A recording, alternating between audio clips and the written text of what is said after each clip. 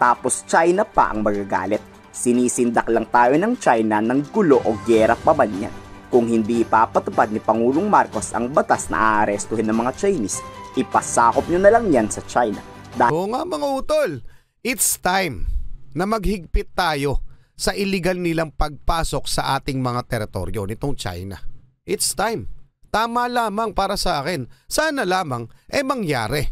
So tinatakot tayo ng Chinese no na dito sa Maritime Zone Law natin tinatakot tayo na lalo lamang daw lalala ang tensyon.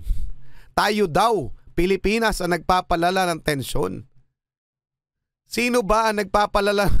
Lumayas kayo dyan mga utol. At ito yung iniiyak ng China. So sinabi ko to kanina sa intro, papakita ko lamang sa inyo kung anong sinabi nitong Chinese spokesperson. Okay? Mga karunungan, kaalaman, teorya, kasaysayan, hiwaga at mga bagong tuklas.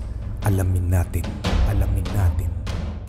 Ang matindi dito mga utol sa Chinese government mga utol, sila na may pakana o sila may kagagawan o nagsisimula ng sigalot o ng tensyon dyan sa West Philippine Sea.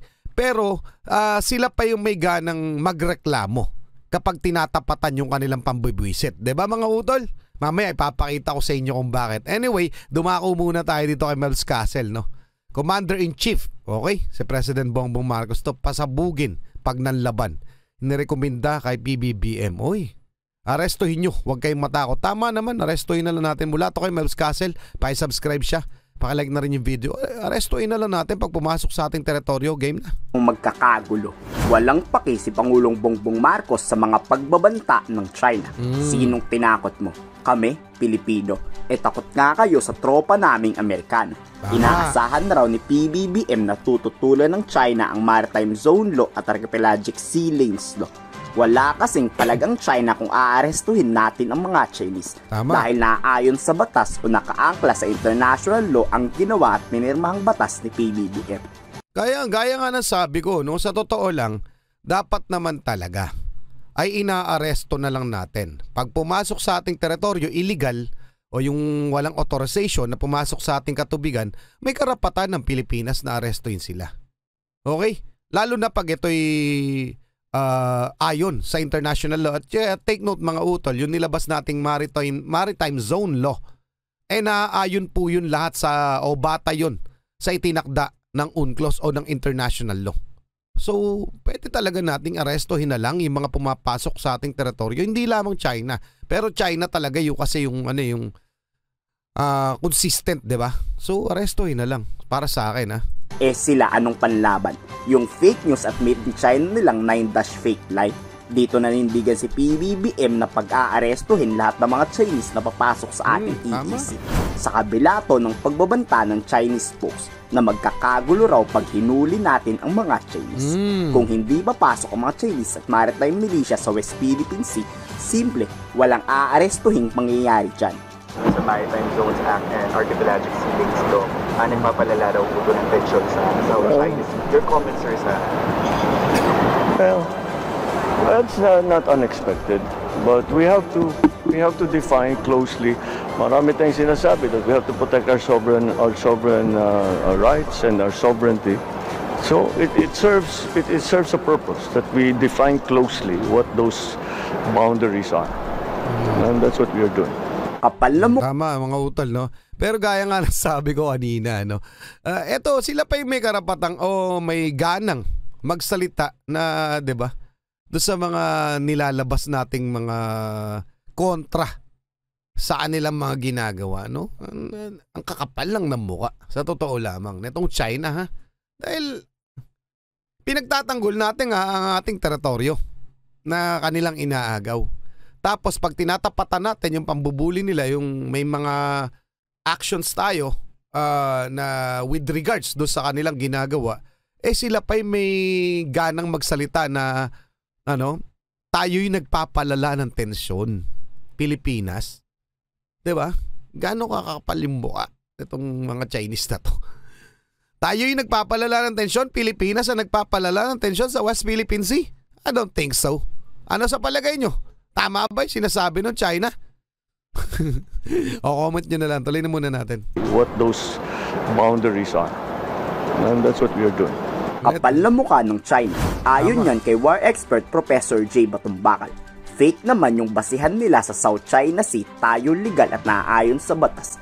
Tapos China pa ang magagalit. Sinisindak lang tayo ng China ng gulo o gera pa ba niyan? Kung hindi ipapatupad ni Pangulong Marcos ang batas na aarestuhin ng mga Chinese, ipasakop nyo na lang yan sa China.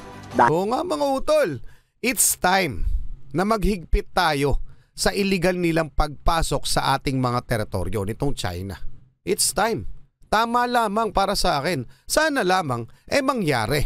So tinatakot tayo ng Chinese, no, na dito sa maritime zone law natin, tinatakot tayo na lalo lamang daw lalala ang tensyon. Tayo daw, Pilipinas ang nagpapalala ng tensyon. Sino ba ang nagpapalala? Lumayas kayo dyan mga utol. At ito yung iniiyak ng China. So sinabi ko to kanina sa intro, papakita ko lamang sa inyo kung anong sinabi nitong Chinese spokesperson. Okay? Eto na. Mga utol, Philippines introduction of mid-range missile system provocative, sabi niya. Ano lang yan, 17 hours ago, bago lang yan, provocative daw. China has repeatedly made its firm opposition clear. 菲律宾部署中岛，中方已多次阐明了坚决反对的严正立场。我想在此强调，菲方引入中岛系统这一战略性、进攻性的武器，是配合域外势力制造地区紧张对立、挑动地缘对抗和军备竞赛的挑衅和。Ayan na naman mga utol, no? Create tension, stoke geopolitical confrontation and trigger arm races. Tayo pa yung ginaganyan nitong mga lintik. Mga lintik na to, 'di ba?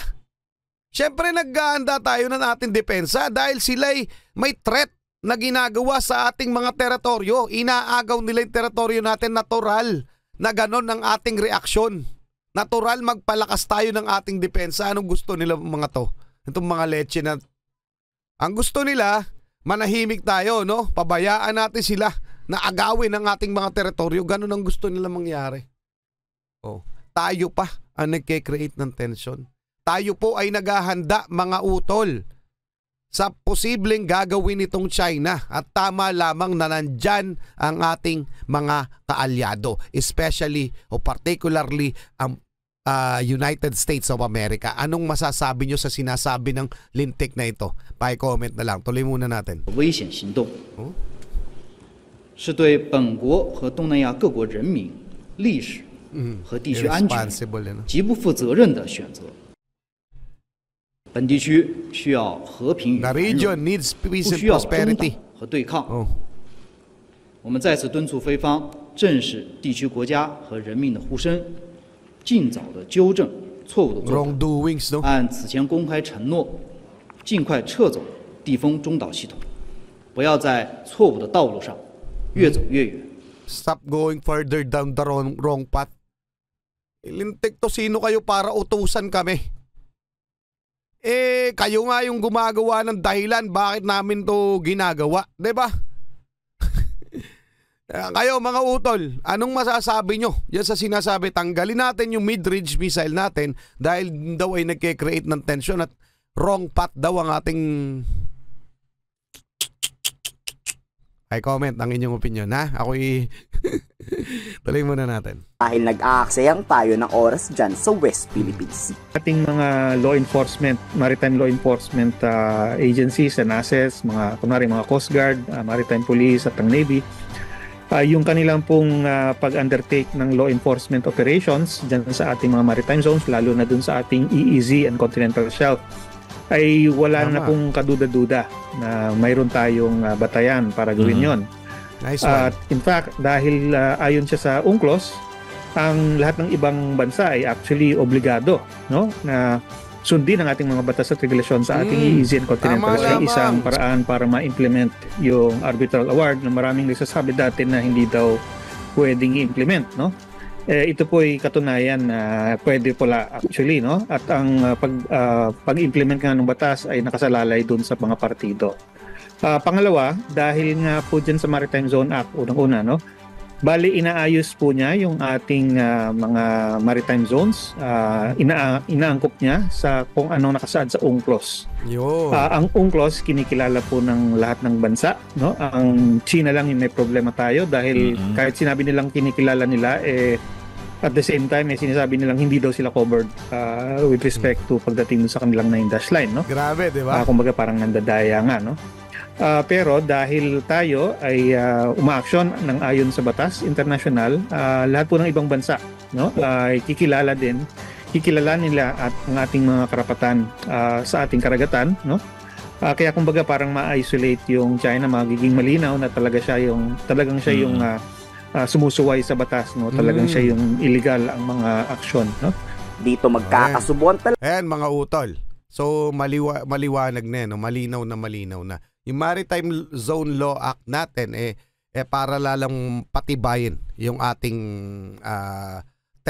claim sa ating teritoryo. Tama lamang naman. Kabaliktaran po lahat ng sinasabi nitong mga Chekwa na to. At inuutosan tayo. We urge the Philippines para alisin yung mga mid-range weapon. Tapos tayo pa nag-create ng tension. Puro kabulaanan ang kanilang mga pinagsasasabi. Hindi po tayo nag-create ng tension sa West Philippine Sea. Yung China po, dahil ayaw nilang tumigil sa pangaagaw ng ating teritoryo. Pa-comment ang inyong opinion. Palagay nyo ba tama lamang na arestuhin natin yung mga illegal foreign vessel na pumapasok ng walang authorization sa ating katubigan? Pa-comment inyong opinion. Paki-like na rin ang video. Maraming salamat, Malvs Castle. Maraming salamat sa inyo. Muli ako si Target Achilles in behalf of the Real South Pride Production. Ako ay nagpapasalamat sa walang sawa niyo pagsuporta. Kayo mag-iingat, keep safe, God bless. Saludo po ako sa inyo lahat. Maraming salamat po.